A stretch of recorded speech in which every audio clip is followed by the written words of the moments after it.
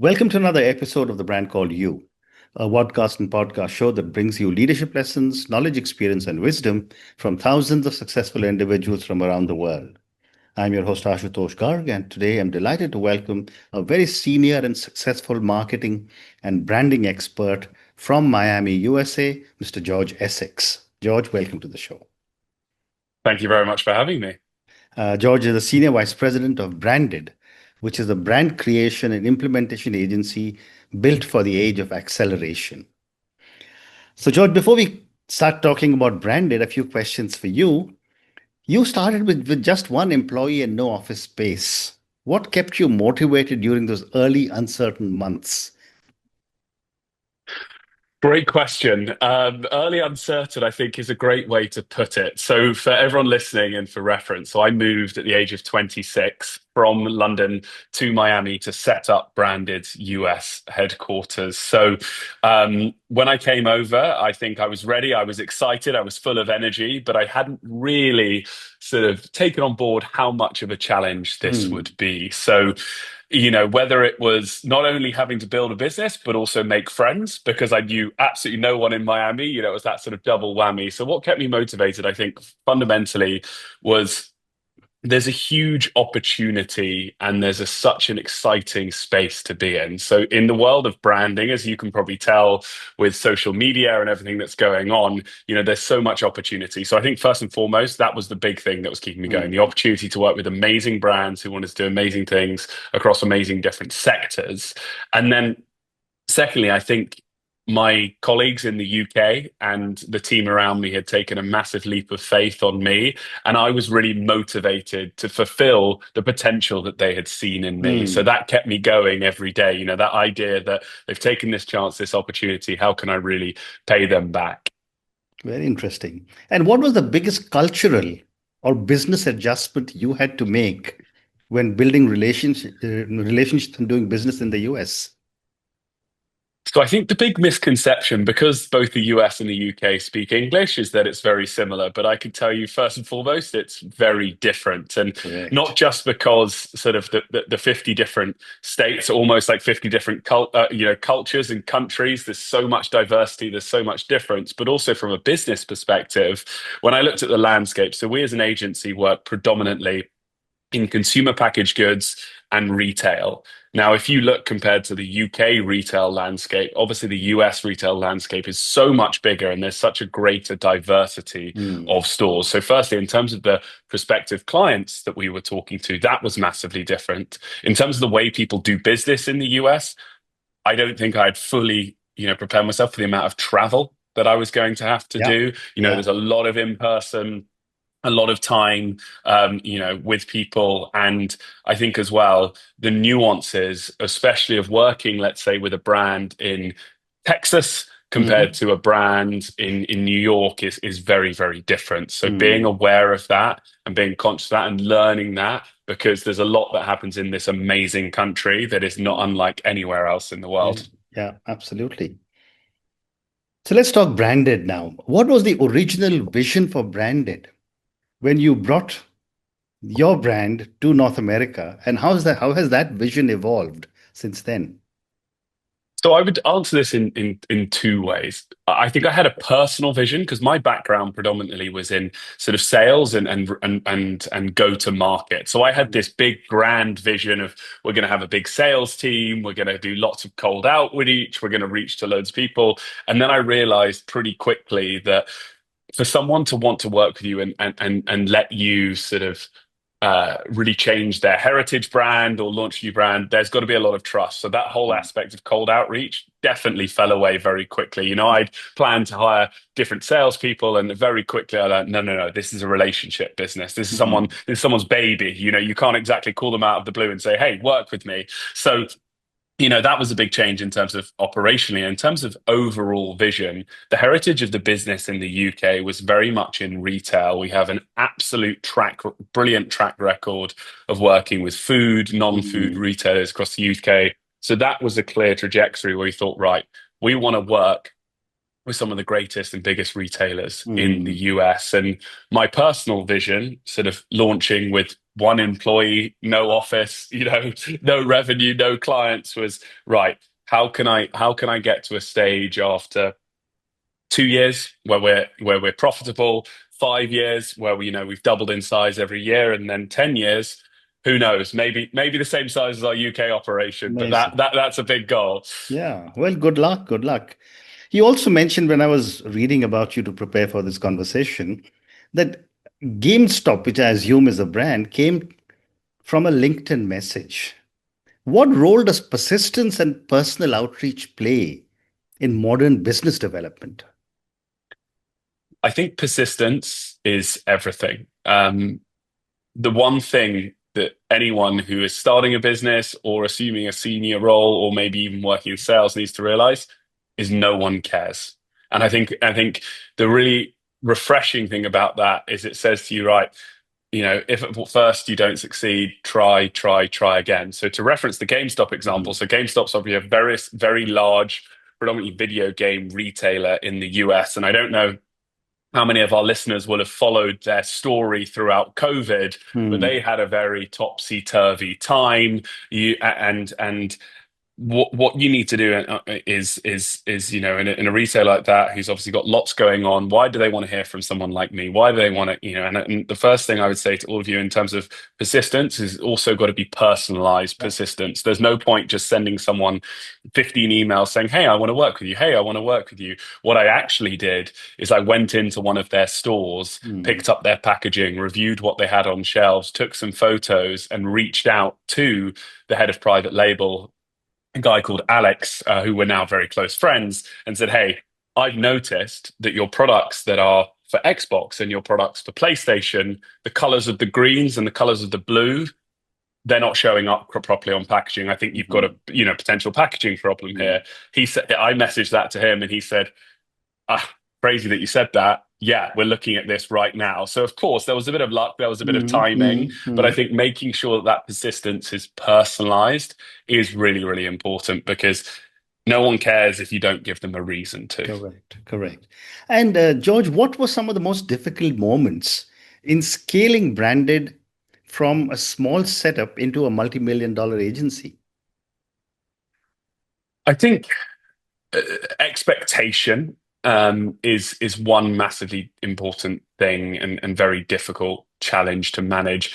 Firstly, from myself, Mm, we came here, as I said, with no clients and no real base and no real setup. But of course, I was my own harshest critic. Why haven't you won that job? Why haven't you mm, worked with that mm, person? I think managing that own personal pride and expectation was a massive challenge, as well as the expectation of my colleagues in the UK and rest of world. They've been mm, very successful. They've got heritage of many years, and I think the beauty of a startup is you get to control and build your own culture, but it correct. takes a lot of time. And Absolutely. over time, that can beat you down. So I remember small things, whether it was the personal loneliness, sort of sat at an airport, as I'm sure you could relate. You're currently in India, I'm currently in the US, different time zones. My family was over in the UK. It would get to sort of 5 p.m. in the US. I'd be like, right, I've got no one to talk to. Mm, I'm going to go for a walk, listen to a podcast, and keeping myself motivated. mm, And I think as well,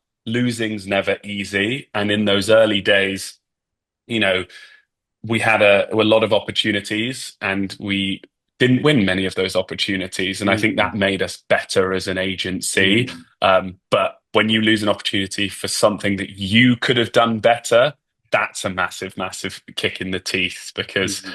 yeah, I would spend nights thinking, oh God, could I have done that? Or could I have done that? Or could I have done that? Fascinating. Your tagline is bright ideas brilliantly executed. How do you translate this into practice every day? Yeah, great question. I think in the creative industry, um, creativity is ultimately subjective. And I think a lot of people can have a lot of bright ideas. Mm, There is no shortage of amazing, talented, creative people. mm, But where we try and position ourselves at Brandon is not just bringing the bright, big ideas, but also brilliantly executing that across all of your different consumer touch points. Because mm, we always talk about design and creativity can't be in a vacuum. If you're looking at a piece of packaging, It can't be in a vacuum from how that might show up on a website or how that might show up on someone's social media. So Mm, we talk a lot about finding this brand truth. So ultimately, that's the ownable story at the center of someone's brand, which you mm, can then scale distinctively and effortlessly across all different consumer touch points. And mm, where we're quite nicely positioned is we don't just give you the big creative ideas and the big blue sky slide decks, we also brilliantly execute in terms of, right, delivering final pieces of packaging, final website design, all of those different stuff. So it's fully end mm, to end. And I mm, think as well, from a personal perspective, being all in on our clients' success. I think, in an industry like ours where you are coming in as a third party consultant, I think really understanding the nuances, the emotions behind the brands that you're working with, because some of the brands that you are working with are incredible heritage brands. And right. it's not just about coming in and saying, right, change everything. Often it's about saying, what's the smallest percentage of change we can make for the greatest percentage Mm, outcome? And I think mm. people really resonate with that. You can have bright ideas, but how does that actually execute it in truth? Great response. What is one common mistake you see brands repeatedly make when it comes to positioning themselves? I think the main thing I see is about not staying true to who they are. Mm, And I think we see that now. There's a lot of noise at the moment in the world because of how quickly information travels, because of how short consumer attention spans are. People are trying to capture that the whole time. And that ultimately then ends up with certain brands losing sight of who they are and potentially doing things that don't really relate to them as a brand. A great example is, in the sort of sustainability space, a brand that's, a fashion brand that's very sustainability forward, doing a Black Friday sale and, stocks, let's get rid of everything. Well, that's not a sustainable practice. That's not true mm, to who you are as a brand. Or yeah. alternatively, brands who are trend chasing. And I think a lot of brands have been caught out recently. If you look at examples in the press of chasing trends, trying to be the next big thing, and not really resonating with who they are, whether that's big, whether that was their Bud Light example of a couple of years ago, or other brands that are trying to change, or the Jaguar example, Mm, of recent times, which created huge press. I think the biggest challenge brands face is standing out and staying relevant. And my argument would be, you know, really looking at your positioning and really looking at what you stand for rather than chasing the next big thing. well said. And how would you define the essence of a brand? Yeah, I think a brand is both visual and emotional. I Mm, think the essence of a brand is not just how it looks, but also how it makes you feel. And I think when we think about some of the best and biggest brands, we have a real visual representation. So if we take Coca-Cola, you think of red, straight away, but you also then think of the emotional world that they've built around that, the experience, the sharing, the family. And I think it's not just about having a great product. And Apple's a great example of that. mm, Apple has brilliant, innovative products, but they've also mm, created this brand and this premium, emotion when that unboxing experience, all of the visual world that they've created. So for me, it's that beautiful combination of, product excellence, visual distinctiveness, but then also emotional resonance. You want people to feel something when they react mm, when they react with your brand. well said.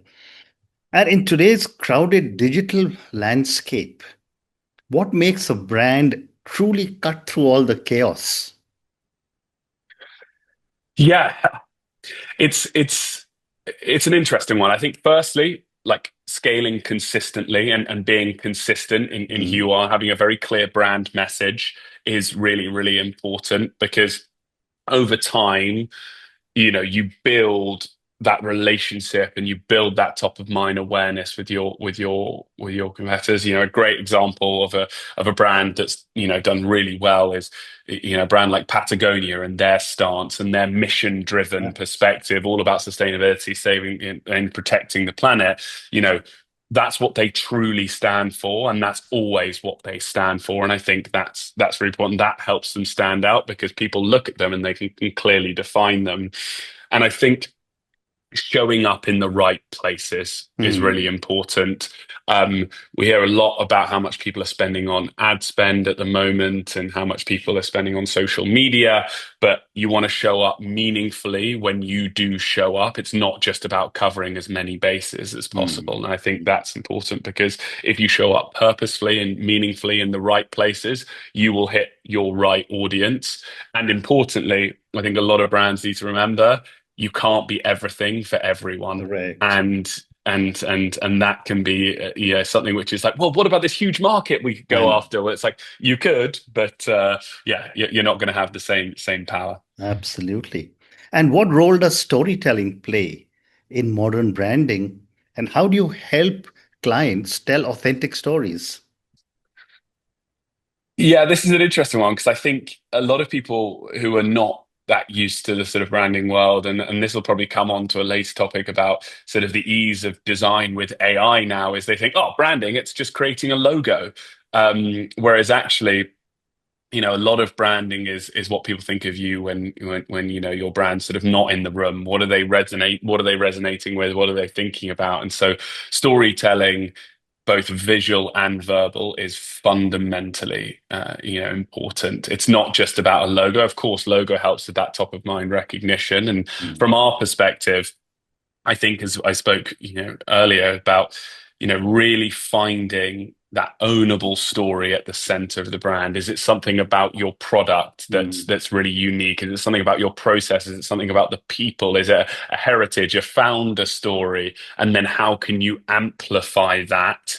To as many people as possible, and that comes across in really consistent brand stories, but also in short copywriting, in visual campaigns, all of those different things. So where we try and help is it's not about creating ideas, for the sake of creating ideas. Is what can we tap into to the founders or their Mm. company or stuff like that to really bring out the best of them and then Mm. amplify that across as many places as possible. Well said. Well said.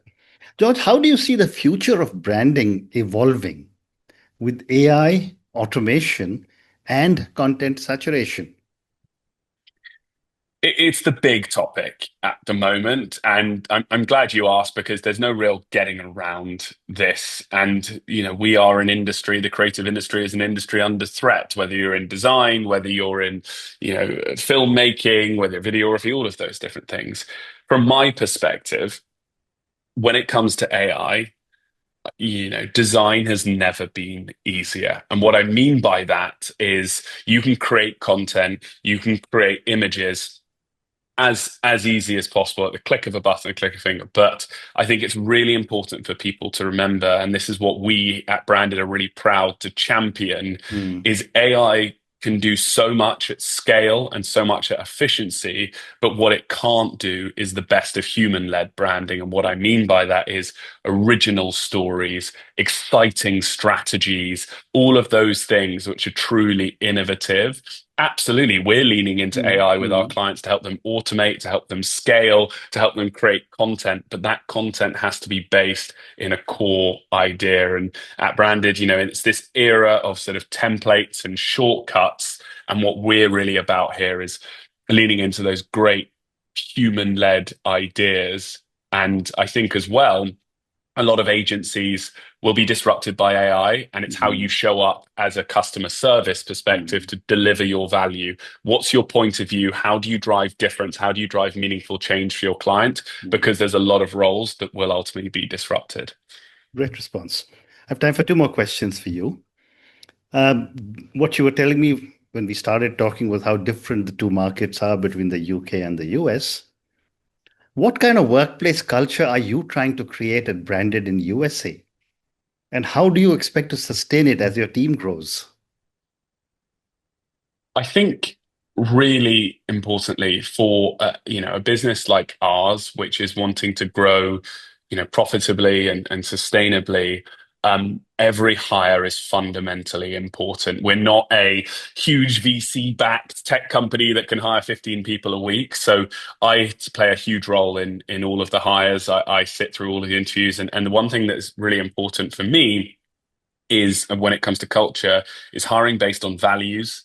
I think integrity and honesty are non-negotiables for me. If you build a culture based on integrity and honesty, you will get great things. I think leaning into diversity, I'm really, really proud of the diverse group of people that we have, whether it's one of our designers who's from India, our head of marketing from, who's originally from Syria, all of, one of our account managers who's of, Mexican descent. Like these are all really important things because Mm. those different perspectives Okay. push us all to be better.